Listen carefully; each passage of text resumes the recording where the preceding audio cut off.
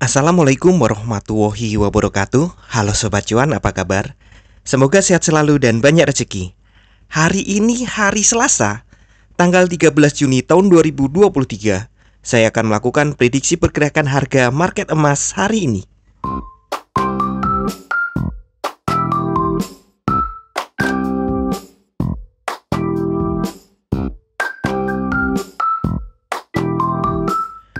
Kemarin market kembali turun. Ya, walaupun turun, ini selisih antara high dan low-nya tidak sampai 20 dolar. Kita lihat ya dalam satu hour. Nah, di sini terlihat ya. Dari jam 6 di sini terjadi penurunan, bahwa naik kemudian turun lagi, kemudian dikembalikan ke harga awal. Jadi sebenarnya ini selisih antara open dan close-nya itu tidak terlalu jauh. Kita lihat ke daily lagi. Nah, terlihat ya, bodinya cukup tipis. Sedangkan upper dan lower shadow-nya dibandingkan bodinya tentu cukup panjang. Nah, ini semakin menunjukkan bahwa market dalam keraguan. Iya, market close di bawah garis trendline ini.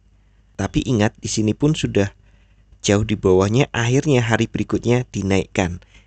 Jadi ini masih di zona kisarannya ya, di sekitar dari trendline ini.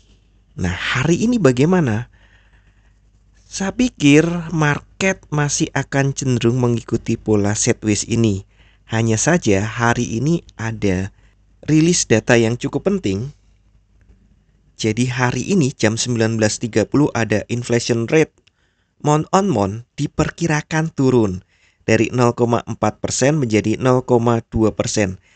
Sebentar, ada sedikit ambigu di sini ya. Biasanya kalau inflasi naik, emas naik, dan sebaliknya jika inflasi turun, emas turun. Namun ini kondisi orang lagi khawatir The Fed akan menaikkan suku bunga lagi.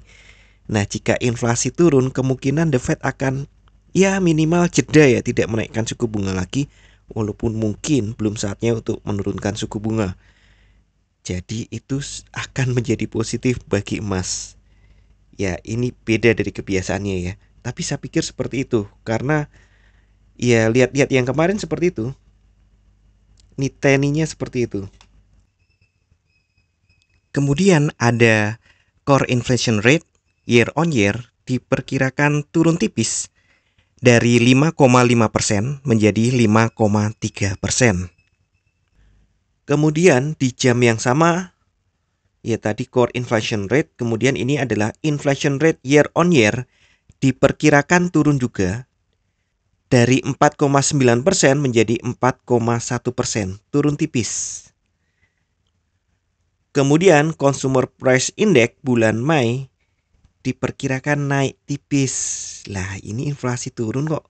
Harga di tingkat konsumen naik dari 303,363 menjadi 304,063. Wah, naik tipis saja. Kemudian Consumer Price Index S.A Mei diperkirakan naik tipis juga dari 302,92 menjadi 303,8. Iya, kemungkinan ini akan terjadi turbulensi di sini ya, turbulensi harga seperti biasa kalau ada rilis data yang penting akan terjadi gejolak harga. Jadi hati-hati untuk Anda yang kekuatan dananya tipis, mepet-mepet, hati-hati pada jam-jam ini di sekitar jam 7.30.